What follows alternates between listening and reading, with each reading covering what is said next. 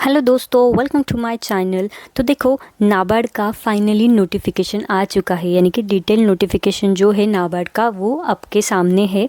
तो इसमें कुछ इम्पॉर्टेंट पॉइंट्स हम देखेंगे, जैसे कि वैकेंसीज़ कितनी है, सैलरी क्या है, कौन क्वालिफाई कर सकता है, क्वालिफ़िकेशन का क्राइटेरिया क्या है। तो ये सारी चीज़ें हम डिटेल में देखेंगे। तो देखो, ये जो एप्लीकेशन निकला है, ये application are invited from Indian citizen for post assistant manager in grade A in rural development banking sector. So grade A के लिए assistant manager in grade A, इस पोस्ट के लिए ये जो नोटिफिकेशन है ये आया है। तो देखो, इसको अप्लाई करने के लिए कुछ इंपॉर्टेंट डेट्स यहाँ पे दिए गए हैं, जैसे कि आप आज से ही अप्लाई कर सकते हो, यानी कि 8 नवंबर से जो है एप्लीकेशन रजिस्ट्रेशन एप्लीकेशन स्टार्ट हुआ है। उसकी लास्ट डेट है आपकी 30 नवंबर तक आपको जो है आपका फॉर्म फिल करके रखना है, ठीक है। फिर फेज़ 1 यानी कि फ़र्स्ट एग्ज़ाम कब होगी आपकी, 20 दिसंबर को होगी, 20 दिसंबर को आपकी एग्ज़ाम होगी, यानी कि लगभग 41 to 42 डेज़ आपके पास है। तो अच्छा टाइम है, आप अच्छे से प्रिपेयर कर सकते हो, अभी भी टाइम है आपके पास। सो जो भी इंटरेस्टेड होगा वो अभी से पढ़ाई जो है वो स्टार्ट कर दे अच्छे से। फिर देखो, फेज़ 2 की एग्ज़ाम यानी कि मेंस की एग्ज़ाम कब होगी, 25 जनवरी 2026, यानी कि 25 जनवरी को जो है उसकी एग्ज़ाम होगी। और फिर साइकोमेट्रिक टेस्ट और जो आगे का होगा वो डेट जो है ये बाद में अनाउंस कर दिया जाएगा, ठीक है। तो देखो, अब हम देखते हैं कि नंबर ऑफ़ वैकेंसीज़ कितनी है, कौन कौन सी वैकेंसी कितनी वैकेंसीज़ है। तो देखो, जनरल के लिए 48 वैकेंसीज़ है। फिर उसके बाद स्पेशल कैटेगरी यानी कि अगर सीए हो आप तो उसके लिए देखो 4 है, कंपनी सेक्रेटरी हो तो उसके लिए 2 है, फाइनेंस के लिए 1 है, फिर कंप्यूटर टेक्नोलॉजी आईटी उसके लिए 1 है, एग्रीकल्चर इंजीनियरिंग के लिए है, प्लांटेशन और हॉर्टिकल्चर के लिए है, फिशरीज़ के लिए है, फूड प्रोसेसिंग के लिए 2 है। फिर उसके बाद land development, soil, civil engineer के लिए है, इलेक्ट्रिकल इंजीनियर के लिए, मीडिया स्पेशलिस्ट एंड इकोनॉमिक। तो देखो, लगभग 85 पोस्ट है आपके लिए अवेलेबल यहाँ पे। फिर legal and protocol and security, उसमें भी 2 और 4 ऐसे 91 पोस्ट जो है ये अवेलेबल है, यानी कि 91 वैकेंसी जो है ये अवेलेबल है, ठीक है। देखो, नेक्स्ट इम्पॉर्टेंट पॉइंट है आपका एकेडमिक क्वालिफ़िकेशन, यानी कि आप पोस्ट के लिए अगर अप्लाई करना होगा तो आपका क्वालिफ़िकेशन क्या चाहिए। तो देखो, जनरल में ज़्यादातर वैकेंसीज़ है, लगभग कितनी थी 48 आई थिंक ना, 48 वैकेंसीज़ थी। तो अगर जनरल में आप अप्लाई कर रहे होगे तो उसके लिए क्या चाहिए, bachelor degree in any subject from any recognise university, यानी कि आपकी बैचलर डिग्री आपके पास चाहिए, बीकॉम कोई भी हो, कोई भी फील्ड की, बीकॉम कोई भी फील्ड की आपकी बैचलर डिग्री होनी चाहिए। और उसके लिए मिनिमम 60% जो है वो मार्क्स आपको आने चाहिए, यानी कि जो भी बैचलर डिग्री आपके पास होगी उसमें आपको 60% मार्क्स चाहिए, तभी आप जो है इस पोस्ट के लिए अप्लाई कर सकते हो, ठीक है। और अगर पोस्ट ग्रेजुएशन आपका हुआ होगा MBA PGDM तो उसमें मिनिमम 55% जो है वो आपको मार्क्स चाहिए। तो कैसे, अगर आपको बीकॉम में भले ही 55% ही मिले, बट अगर आपने पोस्ट ग्रेजुएशन भी किया होगा और उस पे अगर 55% या फिर 60% अगर मार्क्स होंगे तो आप भी क्वालिफाई कर सकते हो, ठीक है। तो फिर से एक बार देखो, अगर बैचलर डिग्री होगी तो 60% मार्क्स चाहिए, और अगर पोस्ट ग्रेजुएशन होगा तो 55% मार्क्स चाहिए। और अगर अदर कैटेगरीज यानी कि SC ST PWBD ऐसे एप्लीकेंट होंगे तो उसके लिए 5% जो है वो कम है, यानी कि जहाँ पे बैचलर डिग्री के लिए 60% मार्क्स चाहिए अदर्स को, तो वहाँ पे SC ST PWBD उनके लिए कितने चाहिए, 55% चाहिए। कितना चाहिए, 55%। और जो पोस्ट ग्रेजुएशन की डिग्री है उसमें मिनिमम 55% चाहिए अदर्स के लिए, तो बाकी के लिए कितना होगा, यानी कि SC ST PWBD उनके लिए कितना है, 50% जो है वो उतने मार्क्स उनको चाहिए, ठीक है। और अगर जनरल में CA CS CMA ICWA PhD तो ऐसे भी कोई अप्लाई कर सकते हैं, तो उनके लिए परसेंटेज का क्राइटेरिया कुछ भी नहीं है, ठीक है। आया समझ में। तो देखो, बैचलर डिग्री अगर होगी तो 60% मार्क्स चाहिए, और अगर पोस्ट ग्रेजुएशन होगा तो 55% होनी चाहिए। पर अगर आप SC ST में हो, इस कैटेगरी में हो, तो बैचलर डिग्री अगर होगी आपके पास तो 55% ही चाहिए, और अगर पोस्ट ग्रेजुएशन होगा तो 50% रहा तो भी आप अप्लाई कर सकते हो। पर CA CS CMA जो है ICWA उनको कोई परसेंटेज का क्राइटेरिया है नहीं है। फिर देखो, CA के लिए अगर आप अप्लाई कर रहे हो चार्टर्ड अकाउंटेंट, उसके लिए क्या चाहिए, उसके लिए आपको आईसीआई की डिग्री चाहिए। Membership of ICI must be obtain on और बिफोर 1 नवंबर 2025, ठीक है। फिर कंपनी सेक्रेटरी का वैसे ही चाहिए। फिर फाइनेंस में, फाइनेंस केस में होना चाहिए, जैसे बीबीए फाइनेंस चाहिए, बीएमएस फाइनेंस बैंकिंग, तो फाइनेंस सेक्टर में अगर होगा तो चलेगा, ठीक है। फिर उसके बाद क्या है, कंप्यूटर और इंफॉर्मेशन टेक्नोलॉजी, तो इसमें देखो बी वगैरह अगर होगा तो कोई भी कंप्यूटर के रिलेटेड अगर कोर्स होगा तो आप यहाँ पे अप्लाई कर सकते हो। जैसे देखो 4 year of bachelor engineering technology degree in computer science, फिर computer engineering, computer application, IT, then electronic and telecommunication, electronic communication, data science, artificial intelligence. तो इसमें अगर आपके पास कुछ डिग्री होगी तो आप भी यहाँ पे अप्लाई कर सकते हो, ठीक है। फिर देखो एग्रीकल्चर इंजीनियरिंग, तो bachelor degree in agriculture engineering वो भी यहाँ पे अप्लाई कर सकते हो। सेम क्राइटेरिया है, मिनिमम 60% और पोस्ट ग्रेजुएट अगर होगा तो 55%, ठीक है। फिर प्लांटेशन एंड हॉरिकल्चर, उसके लिए भी बैचलर डिग्री इन हॉरिकल्चर होनी चाहिए, उसके लिए भी सेम है। फिर फिशरीज़ के लिए bachelor degree in fisheries science वो होना चाहिए। फिर फूड प्रोसेसिंग के लिए bachelor degree in food processing, food technology, dairy technology, recognise university, ऐसे ही होनी चाहिए, ठीक है। फूड प्रोसेसिंग से रिलेटेड आपके पास डिग्री होनी चाहिए। फिर land development and soil science, इसमें भी bachelor degree in soil science, agriculture, environment science, ऐसी जो है ये डिग्री आपके पास होनी चाहिए, तब आप अप्लाई कर सकते हो। फिर अगर सिविल इंजीनियरिंग के लिए अप्लाई करना है तो bachelor degree in civil engineering, structure engineering होनी चाहिए, ठीक है। फिर इलेक्ट्रिकल इंजीनियरिंग के लिए क्या है, bachelor degree in electrical engineering, electronic engineering, तो इलेक्ट्रिकल से रिलेटेड जो भी है वो अगर डिग्री आपके पास होगी तो आप यहाँ पे अप्लाई कर सकते हो। फिर मीडिया स्पेशलिस्ट में क्या है, post graduation degree in mass media, mass communication journalism from recognise university, ठीक है। यहाँ पे क्या बोला है, मीडिया में पोस्ट ग्रेजुएट बोला है, ठीक है। सिर्फ ग्रेजुएशन नहीं, आपको पोस्ट ग्रेजुएशन चाहिए विथ 55% मार्क्स। फिर देखो नेक्स्ट एक इकोनॉमिक्स, तो इकोनॉमिक्स में क्या बोला है, इकोनॉमिक्स में भी पोस्ट ग्रेजुएट डिग्री होनी चाहिए आपके पास, applied in economics with minimum 55% marks in aggregate from recognise university.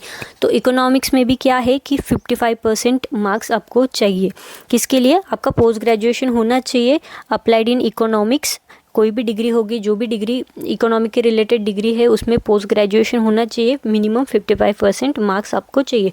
फिर यहाँ पे एक और चीज़ है, candidate with the economic as one of the main subject at all year semester of the course will only be eligible, यानी कि वो जो आपकी डिग्री है ना उसमें जो है आपका मेन सब्जेक्ट जो है वो इकोनॉमिक होना चाहिए।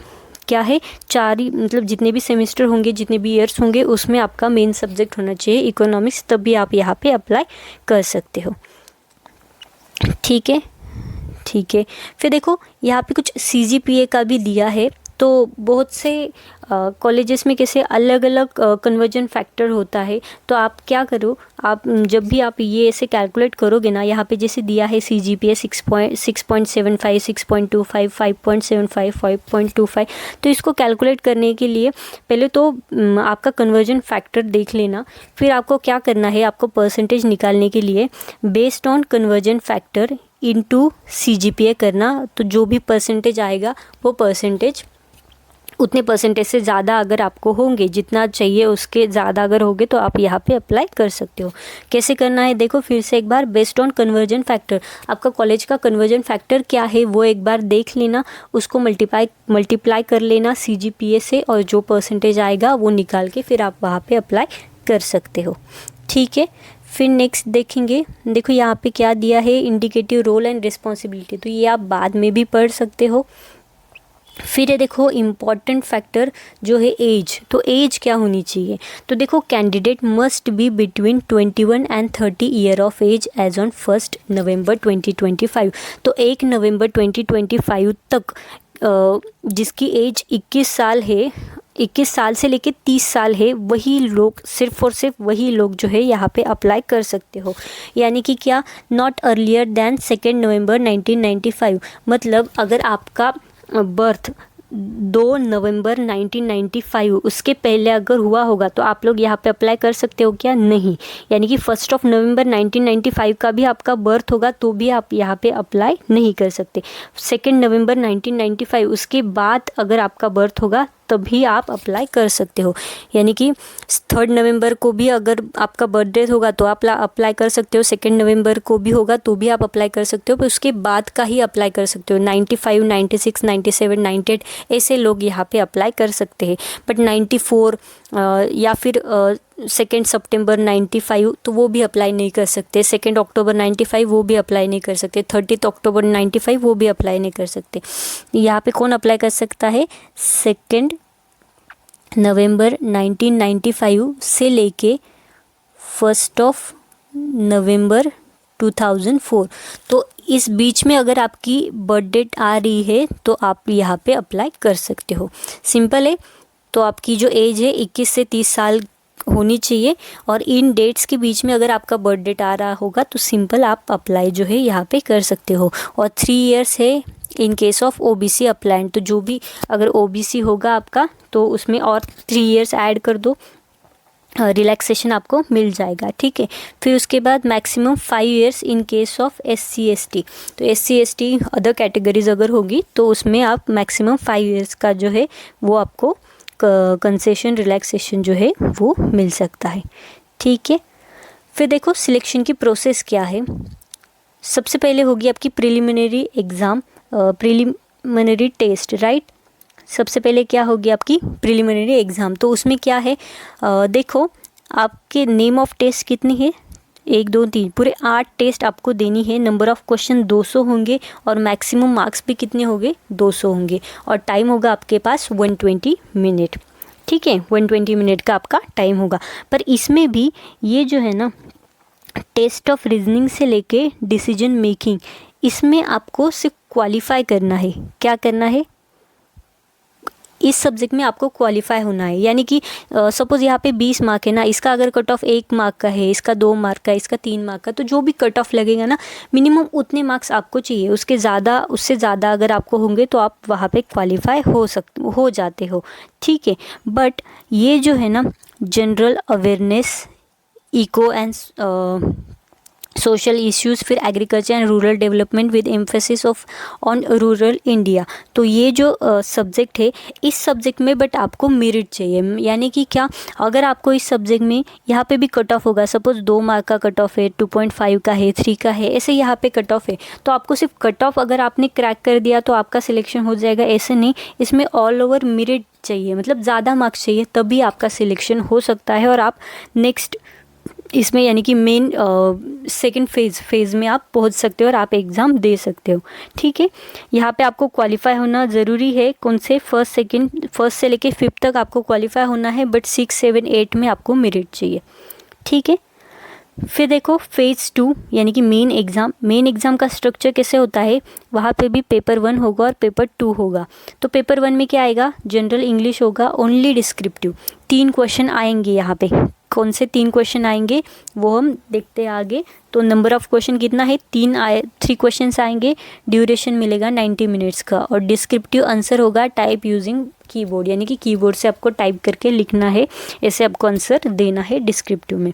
फिर है पेपर नंबर 2। तो पेपर नंबर 2 क्या है, economic and social issues and agriculture rural development. तो ये जो है पेपर नंबर 2, इसमें 2 टाइप है, 2 टाइप के पेपर, एक ऑब्जेक्टिव भी है और डिस्क्रिप्टिव पेपर भी है। तो ऑब्जेक्टिव पेपर में आपको क्या करना है, कितने क्वेश्चंस रहेंगे, 30 क्वेश्चंस रहेंगे, जिसके लिए मार्क्स रहेंगे 50। यानी कि कुछ क्वेश्चन के लिए 2 मार्क रहेंगे, कुछ क्वेश्चन के लिए 1 मार्क रहेगा, और टाइम ड्यूरेशन वहाँ पे होगा 30 मिनट का, किसमें, ऑब्जेक्टिव में। पर जो सब्जेक्टिव यानी कि डिस्क्रिप्टिव टाइप जो रहेगा ना, उसमें देखो 6 क्वेश्चन आपको मिलेंगे।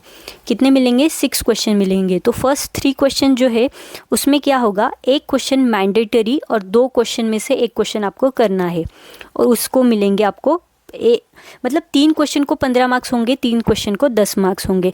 तो जो 15 मार्क है ना, उसमें 1 क्वेश्चन कंपलसरी होगा, और जो 2 क्वेश्चंस होंगे उसमें से आपको 1 क्वेश्चन करना होगा, जो भी आपके चॉइस का। यानी कि 15-15 मार्क के 2 क्वेश्चन आएंगे, और जो नेक्स्ट है यानी कि 10-10 मार्क, मैंने जैसे 3 क्वेश्चन बोले उसमें भी 10 मार्क है, उसमें 1 क्वेश्चन कंपलसरी रहेगा और जो 2 क्वेश्चन रहेंगे उसमें से आपको एक सिलेक्ट करके वो आपको अप्लाई करना है। देखो यहाँ पे दिया है 6 question will be ask of which candidate will required to attempt 4 question, मतलब 6 क्वेश्चन आपको पूछे जाएंगे, उसमें से आपको 4 क्वेश्चन ही करने हैं, जिसमें एक आपका फर्स्ट जो है ये मैंडेटरी होगा और सेकंड जो है ये ऑप्शनल होगा, मतलब दोनों में से एक आपको क्वेश्चन करना है ऐसे करके।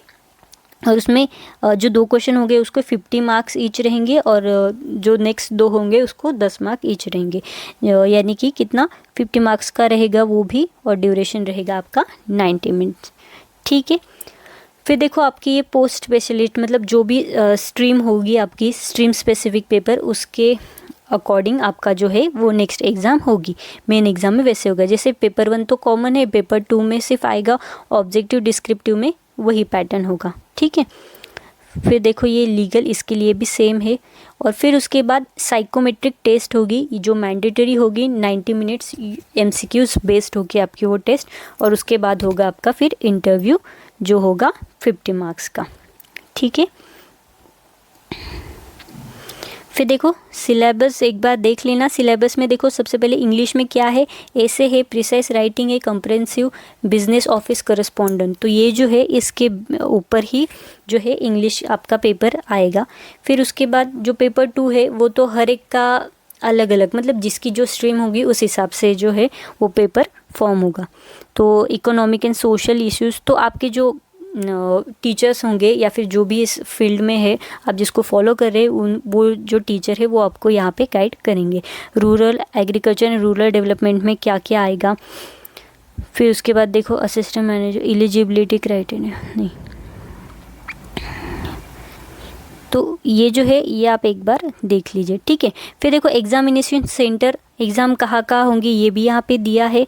जैसे कि फर्स्ट फेज़ 1 की एग्ज़ाम देखो अंडमान निकोबार, आंध्र प्रदेश, आसाम, बिहार, चंडीगढ़, मेघालय, मणिपुर, तो ये एक बार ये देख लेना आपका स्टेट यहाँ पे है क्या, लगभग सारे स्टेट है यहाँ पे। तो बस फिर हो गया यहाँ पे फेज़ 1, फेज़ 2 कहाँ दे सकते हो ये भी यहाँ पे दिया है। हाँ, फिर देखो एप्लीकेशन फ़ीस, तो फ़ीस कितनी होगी, देखो SC ST PWBD उनके लिए कुछ एप्लीकेशन फ़ीस नहीं है, उनके लिए सिर्फ इंटीमेशन चार्जेस है कितनी 150, और फॉर अदर्स के लिए है 700 रुपये फ़ीस प्लस इंटीमेशन चार्जेस 150, यानी कि 850 जो है वो रहेगी एप्लीकेशन फ़ीस। ठीक है, फिर पे स्केल देखो, बेसिक पे स्केल जो स्टार्ट हो रहा है 44,500 से, और अप्रॉक्सीमेटली मंथली सैलरी 1 लाख से ऊपर ही आपकी जाएगी। फिर आपको परक्विजिट भी मिलेंगे वहाँ पे अलग अलग, जैसे bank accommodation, subject to reimbursement, telephone charges, book grant, allowance for furnishing residents, ऐसे अलग अलग जो है ये सारे परक्विजिट भी आपको मिलेंगे, यानी कि 1 लाख प्लस सैलरी ही होगी आपकी। तो कुछ नहीं, अगर आप इंटरेस्टेड होंगे तो अप्लाई आप लोग कर सकते हो यहाँ पे। ठीक है, और अप्लाई कैसे करना है, आपको ऑनलाइन ही अप्लाई करना है थ्रू वेबसाइट। देखो eligible candidate required to apply online through www.nabard.org, तो इस वेबसाइट पे जाके जो है आप अप्लाई कर सकते हो, और जो भी चीज़ें आपको चाहिए एग्ज़ाम के लिए ये सारी चीज़ें यहाँ पे दी है। So that's it. तो जो भी कैंडिडेट इंटरेस्टेड है इस पोस्ट के लिए अप्लाई करने के लिए, तो जल्दी से जाके अप्लाई करो, आज से ही आप अप्लाई कर सकते हो। इसकी लास्ट डेट 30 नवंबर है, ये याद रखना। एंड ऐसी वीडियो के लिए फॉलो करो। Thank you.